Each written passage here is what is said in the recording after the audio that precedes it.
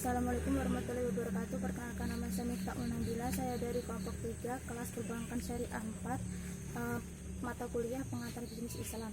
Di sini saya akan menjelaskan tentang perusahaan menurut skala dan kelompok perusahaan part 3 dengan subbab yaitu usaha besar. Di sini saya akan membagi materi usaha besar itu sendiri menjadi 4 subbab. Yang pertama yaitu pengertian dari usaha besar, yang kedua yaitu karakteristik dari usaha besar, yang ketiga yaitu keuntungan dari usaha besar, dan yang keempat yaitu kerugian dari usaha besar.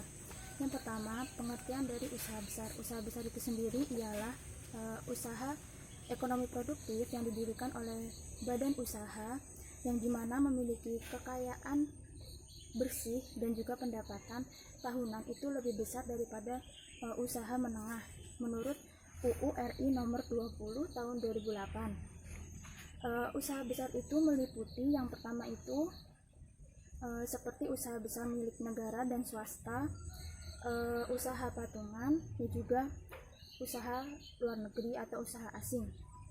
Contoh dari usaha besar itu yaitu BUMN atau Badan Usaha Milik Negara. Badan Usaha Milik Negara itu contoh perusahaannya itu seperti PT Pertamina, PLN, BNI, dan lain-lain. Yang kedua yaitu karakteristik dari usaha besar. Karakteristik dari usaha besar itu yang pertama memiliki kekayaan itu lebih dari 10 miliar, tidak termasuk bangunan dan juga tanah dan juga modal yang besar.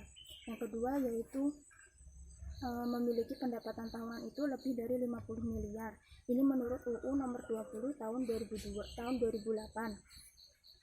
Yang ketiga yaitu dipimpin oleh seorang manajer, tetapi manajernya ini tidak termasuk ke dalam pemilik dari perusahaan tersebut dikarenakan manajer ini tuh tidak menanamkan sahamnya di dalam perusahaan tersebut.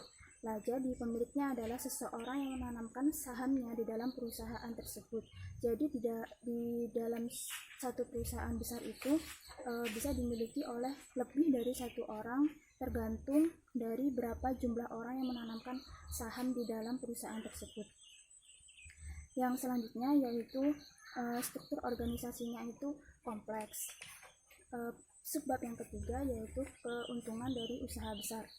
Keuntungan dari usaha besar yang pertama yaitu berkewajiban pada modal, yang kedua yaitu bisa berinvestasi, yang ketiga yaitu